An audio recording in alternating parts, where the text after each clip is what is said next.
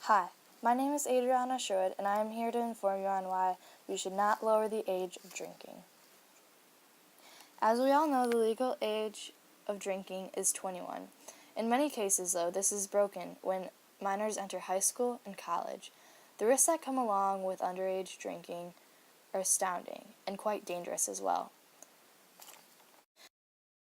Everyday rules are broken no matter what, and will be broken even if rules are firmly enforced.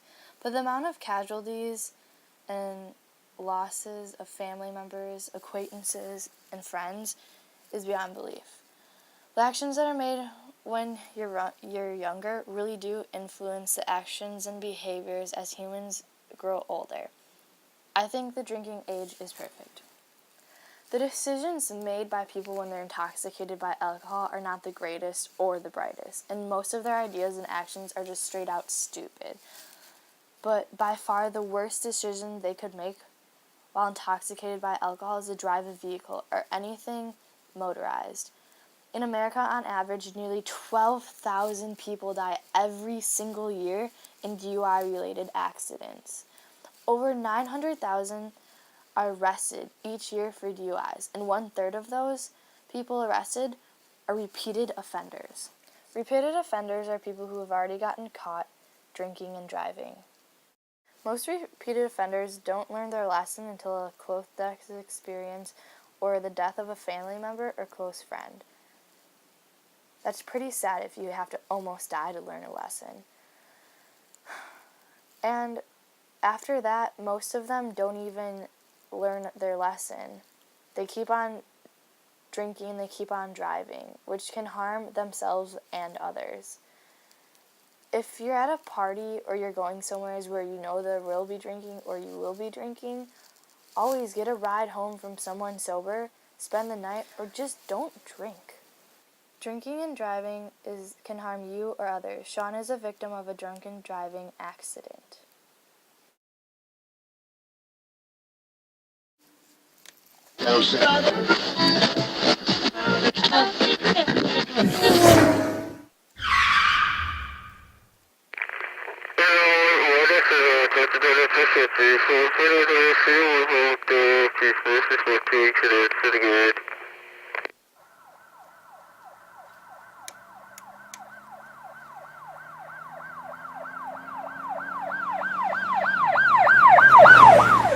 Riding home that night with his friends on rainy roads, the driver lost control of his car and the truck spun and hit a tree on the passenger side where Sean was sitting. Although his two friends walked away that night, Sean was in critical condition with numerous fractures, internal injuries, and worst of all, a traumatic brain injury. Sean, what is your message to teens right now thinking, this won't happen to me? It does not matter if you are making the decision to ride with a drunk driver or you yourself drive drunk. It can happen, and I am living proof of one of the consequences that can happen. One night of fun. Was it really worth it?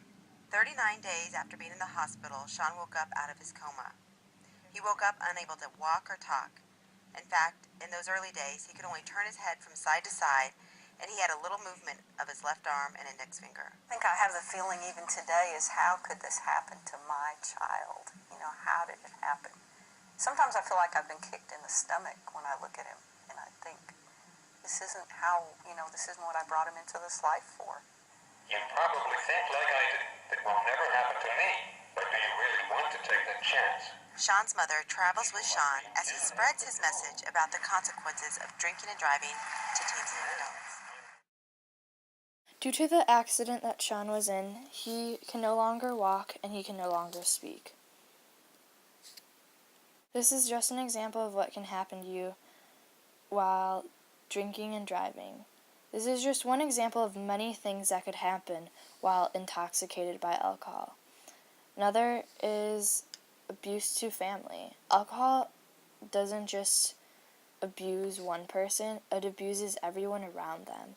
It affects families mostly, and it affects them the most. Drinking causes family members and close friends or people around the alcoholic or the underage drinker to become people that the family members and friends have never seen before, a complete stranger. We look down upon alcoholics and underage drinkers. We blame alcoholics and say they're lazy and they just don't want to give up alcohol, but it is the most addicting drug in the world, and it is the most sold and the most advertised of all the drugs and everything. As we grow older, our decision making a lot of the time is based on friends we associate with and surround ourselves with. Although the drinking age is 21, it just seems that it's just a number to high schoolers and college students, and that they decide to take the path of drinking.